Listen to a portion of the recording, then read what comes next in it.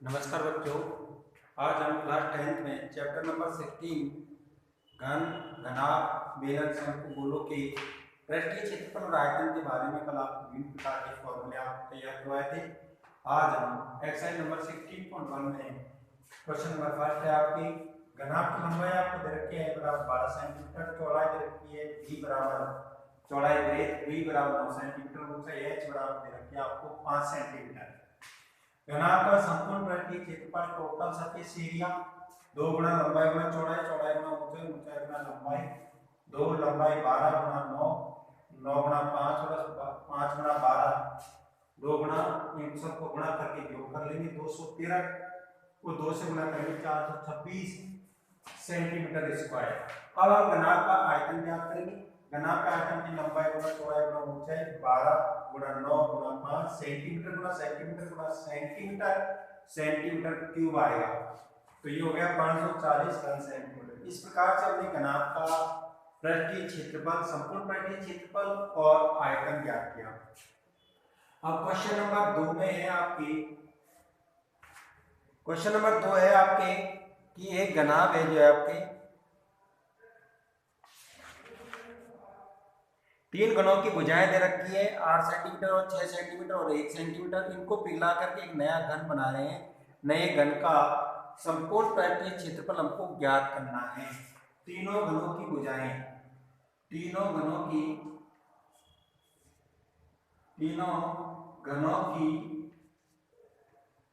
भुजाएं, तीनों घनों की भुजाएं L1 बराबर 8 सेंटीमीटर,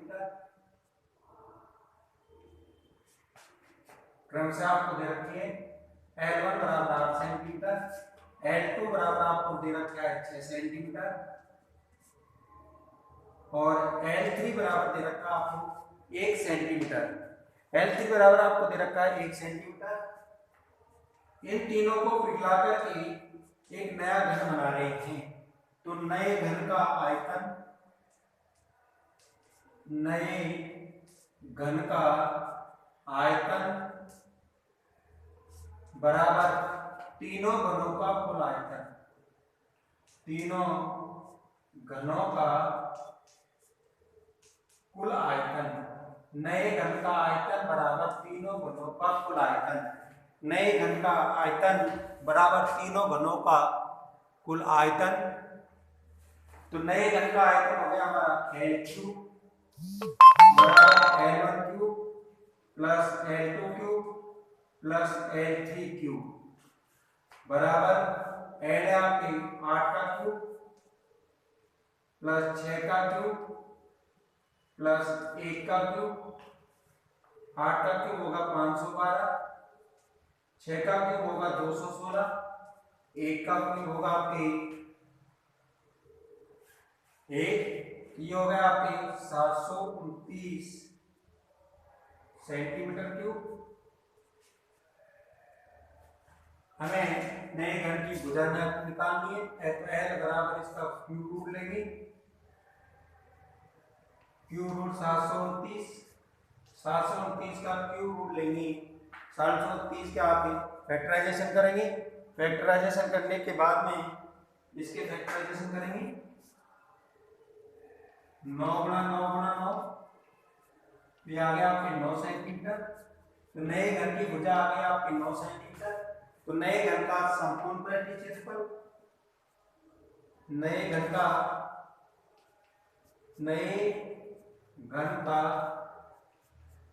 संपूर्ण पृष्ठीय क्षेत्रफल बराबर 6 × L क्यूब बराबर 6 × L का स्क्वायर, 6 × L है आपके 9 गुणा 9, 81 गुणा 6, 486 सेंटीमीटर स्क्वायर। तो नए घन का संपूर्ण पृष्ठीय क्षेत्रफल आ गया आपके 486 वर्ग सेंटीमीटर या सेंटीमीटर स्क्वायर। इस प्रकार से हम देख रहे हैं कि तीनों घनों की भुजाएं आपको दे रखी है L1 8 सेंटीमीटर, L2 आप 6 सेंटीमीटर, L3 आपके 1 सेंटीमीटर है। तीनों घनों को पिघला कर एक नया घन जब बनाते हैं तो किसी भी आकृति को पिघला कर एक नई आकृति बनाते हैं तो उसके आयतन बराबर होते हैं। तो नए घन का आयतन बराबर तीनों घनों का कुल आयतन L2 L1 cube plus L2 cube plus L3 cube 8 का क्यूब प्लस 6 का क्यूब प्लस 1 का क्यूब 8 का क्यूब 512 6 का क्यूब 6 गुना 6 216 1 का क्यूब 1 729 729 का घनमूल लेंगे। घनमूल लेने के बाद गुणनखंड करेंगे, 3 3 की जोड़ी बनाएंगे 9 सेंटीमीटर। नए घन की भुजा आ गया आपकी 9 सेंटीमीटर। तो नए घन का संपूर्ण पृष्ठीय 6 इंटू भुजा स्क्वायर यानी 6l स्क्वायर या आपके आ गया 486 वर्ग सेंटीमीटर। इस प्रकार से हम आगे के क्वेश्चन सोल्व करेंगे। आगे देखिए आप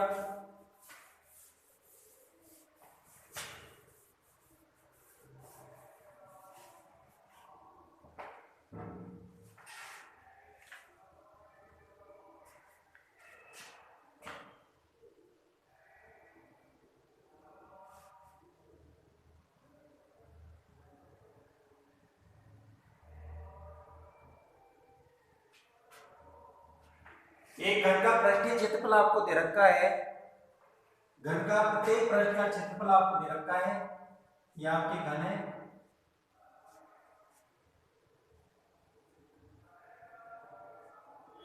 इसका प्रत्येक पृष्ठीय क्षेत्रफल आपको दे रखा है। घन का क्वेश्चन नंबर है आपके 4। घन का प्रत्येक पृष्ठ का क्षेत्रफल आपको दे रखा है 100 वर्ग सेंटीमीटर। प्रत्येक पृष्ठ का क्षेत्रफल दे रखा है हमें 100 वर्ग सेंटीमीटर। प्रत्येक पृष्ठ का क्षेत्रफल दे रखा है 100 वर्ग सेंटीमीटर। प्रत्येक पृष्ठ जो होता है वो वर्गाकार होता है, इसलिए वर्ग का क्षेत्रफल होता है भुजा स्क्वायर। तो भुजा स्क्वायर बराबर 100, इसीलिए घन की भुजा A बराबर आ जाएगा आपके 10 सेंटीमीटर। इसका वर्गमूल ले लेंगे। अब घन की भुजा आ गई आपकी वर्ग सेंटीमीटर दे रखा है।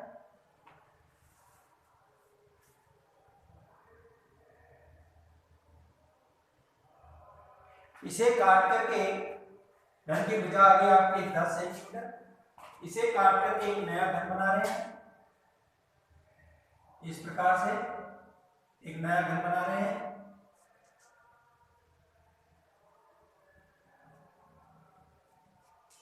तो ये 10 सेंटीमीटर, तो 10 सेंटीमीटर प्लस 10 सेंटीमीटर, इनके समांतर फलकों को समानांतर समतल पर घन काट करके दो बराबर भागों में बांटा जाता है। आधार के समानांतर फलक को काट करके दो बराबर फलकों में विभाजित करें।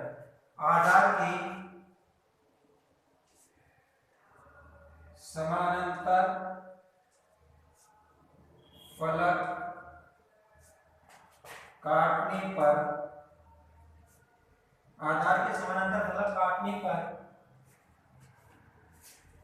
बने प्रत्येक घनाभाग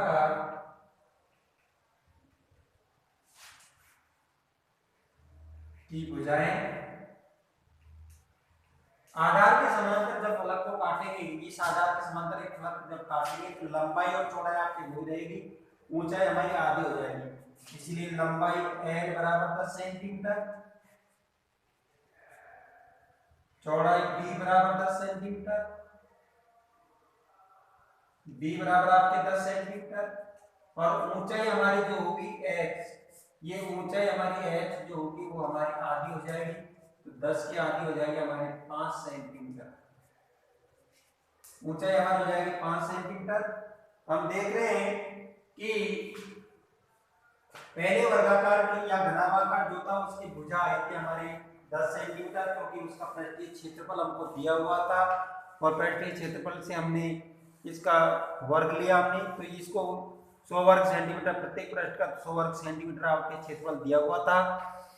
तो इस प्रकार से हम देख रहे हैं तो इसकी लंबाई आपके 10, चौड़ाई से हमारे याद हो जाएगी। तो प्रत्येक नए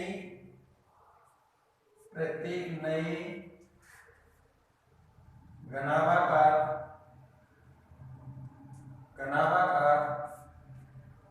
भाग का संपूर्ण पृष्ठीय क्षेत्रफल, टोटल सरफेस एरिया, बराबर 2 गुना लंबाई गुना चौड़ाई, चौड़ाई गुना ऊंचाई और ऊंचाई गुना लंबाई।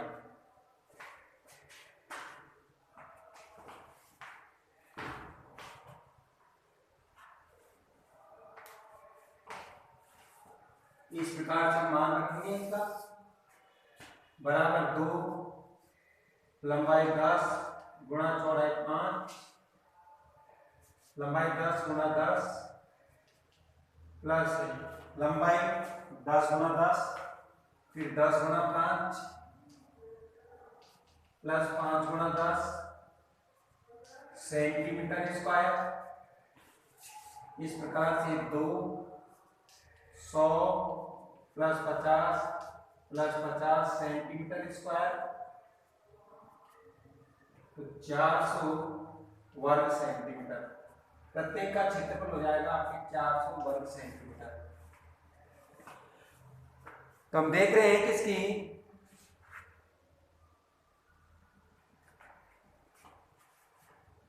एक घनाभ आकृति का था जिसकी आपके प्रत्येक प्रत्येक पृष्ठ का क्षेत्रफल आपकी 100 वर्ग सेंटीमीटर दिया हुआ है।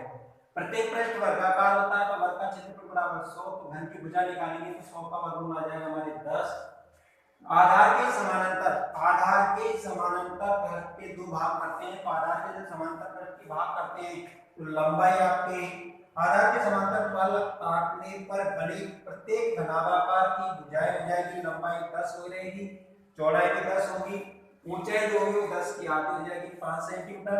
तो प्रत्येक नए घनाभाकार का भाग का क्षेत्रफल संपूर्ण पृष्ठीय क्षेत्रफल 2 लंबाई गुना चौड़ाई, चौड़ाई गुना ऊंचाई, ऊंचाई गुना लंबाई, 2 गुना 10 गुना 10, 10 गुना 5 प्लस 5 गुना 10, 50 प्लस 50 100, 200 को 2 से गुना करेंगे 400 वर्ग सेंटीमीटर। संपूर्ण पृष्ठीय क्षेत्रफल आ गया आपके 400 वर्ग सेंटीमीटर।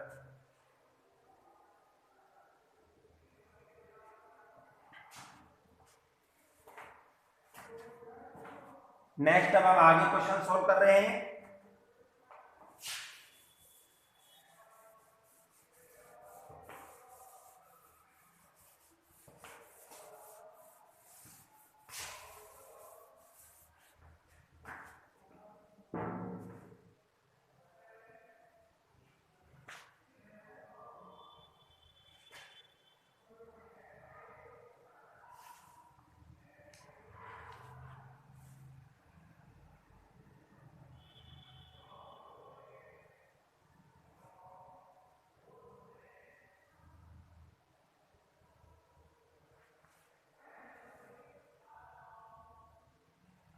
एक घनाभाकार की लंबाई, चौड़ाई और ऊंचाई का योग दे रखा है आपकी 19 सेंटीमीटर, विकर्ण की लंबाई दे रखी है 11 सेंटीमीटर। इसका संपूर्ण पृष्ठीय क्षेत्रफल हमें ज्ञात करना है।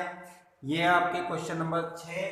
क्वेश्चन नंबर 6 में आपको दे रखा है लंबाई प्लस चौड़ाई प्लस ऊंचाई का योग दे रखा है आपको 19 सेंटीमीटर। लंबाई प्लस चौड़ाई प्लस ऊंचाई का योग आपको दे रखा है 19 सेंटीमीटर का योग दे रखा है आपको 19 सेंटीमीटर।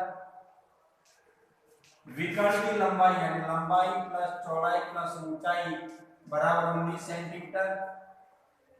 समीकरण नंबर 1, विकर्ण की लंबाई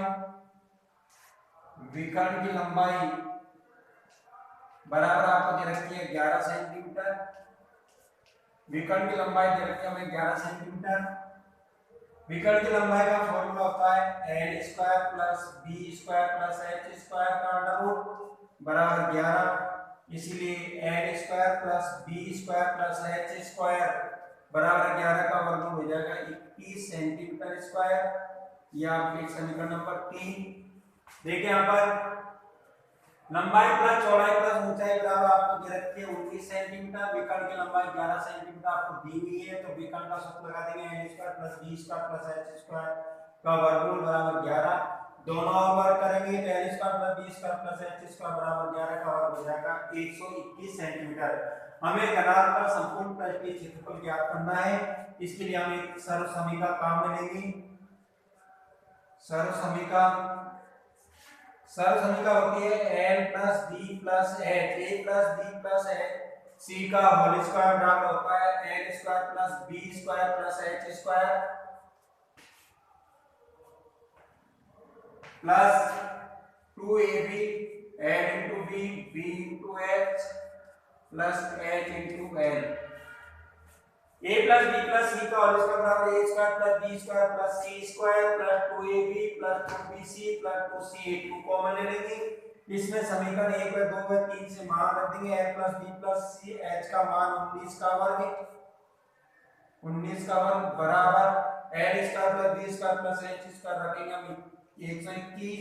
ये हो जाएगा हमारा संपूर्ण पृष्ठीय क्षेत्रफल। संपूर्ण पृष्ठीय क्षेत्रफल टोटल सरफेस एरिया। तो इस प्रकार से हम देख रहे हैं, इसका वर्क कर देंगे आप। ये हो जाएगा घनाभाकार का संपूर्ण पृष्ठीय क्षेत्रफल बराबर 19 का वर्क कर देंगे। 19 को 19 से गुणा करने पर होंगे आपके 371।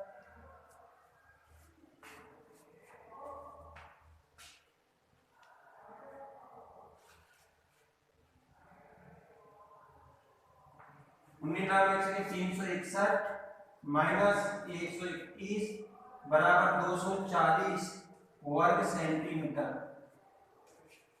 ये संपूर्ण पृष्ठीय क्षेत्रफल हो गया। दोबारा देख लीजिए, लंबाई प्लस चौड़ाई प्लस ऊंचाई का योग दे रखा है आपको 19 सेंटीमीटर। विकर्ण की लंबाई आपको दे रखी है 11। विकर्ण का फॉर्मूला होता है l square plus b square plus h square बराबर 11। तो l square plus b square plus h square दोनों वर्ग करेंगे 121। l plus b plus h का whole square a plus b plus c का होल स्क्वायर बराबर a square plus b square plus c square plus 2ab 2bc 2ca 19 का square 121 plus संपूर्ण पृष्ठीय क्षेत्रफल।